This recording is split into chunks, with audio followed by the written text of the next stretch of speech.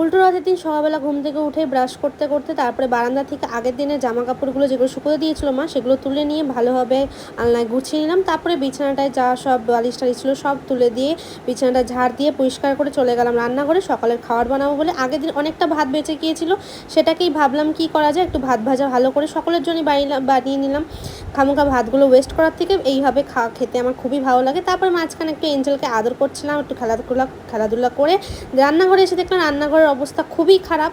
তারপরে সব বাসন মেজে রান্নাঘর ভালো করে পরিষ্কার করে যতটুকু খাওয়ার ফ্রিজে রাখা দরকার ফ্রিজে রেখে এবার দেখো রান্নাঘরটা একদম ভালোভাবে পরিষ্কার হয়ে গেছে। এই সব কাজ করে খেতে খেতে বোধহয় আমার 11টা বাজে সকাল। তারপরে একটু দোতলায় গিয়ে দেখলাম মা আর দাদু একটুখানি রেস্ট নিচ্ছে, আর আমার যিনি বাড়ির কুক আছে উনি রান্না করছিলেন, তাই ওনাকে আর ডিস্টার্ব করলাম না। তারপরে এসে এঞ্জেলকে খাওয়ালাম, খাইয়ে আমি স্নান করে এসে নিজে খেলাম আলু ভাজা, পাট শাকের বড়া, চিকেনও ছিল, চিকেনটা আমি দেখাতে ভুলে গেছি। আমি খাচ্ছি আর উনি দেখুন সাইড দিয়ে দেখছে।